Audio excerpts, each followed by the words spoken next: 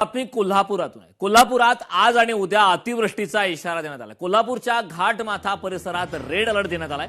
कोल्हापूरच्या उर्वरित जिल्ह्यामध्ये ऑरेंज अलर्ट देण्यात आलाय। पंचगंगेची पाणी पातळी 33 फुटांवर झाली।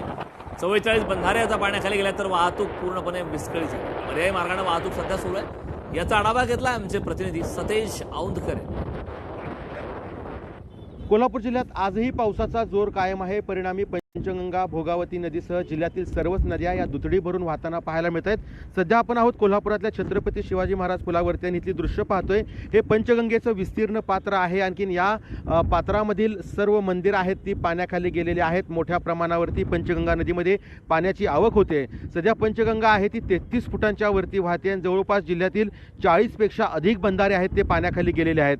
आपल्याला माहिती आहे की कालच पंचगंगा नदी आहे ती पात्राबाहेर गेलेली आहे आणि आता जिल्ह्यातील सर्वच नद्या या हळूहळू आपलं पात्र सोडताना पाहायला मिळत आहेत। एकीकडे पश्चिम घाटमाथ्यावरती रेड अलर्ट आहे तो जारी केलेला आहे। पुढचे काही तास पश्चिम घाटमाथ्यावरती हे अति धोकादायक असणार आहे। त्यातच कोल्हापूर जिल्ह्यात संपूर्ण जे आज आणि उद्या हे अतिवृष्टी होईल असा इशारा भारतीय हवामान खात्याने दिलेला आहे।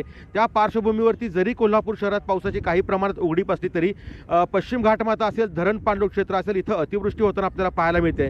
त्यामुळं आता पाणी जे आहे ते हळूहळू वाढताना पाहायला मिळते। पंचगंगा नदी ही संत गतीनं इशारा पातळीकडे वाटचाल करताना आपल्याला दिसून येते आणि या संपूर्ण परिसरातली जी शेती आहे, शिवाय काही झाडं आहेत ती देखील पाण्याखाली गेली आहेत। एकीकडे जिल्हा प्रशासन सतर्क झालेलं आहे।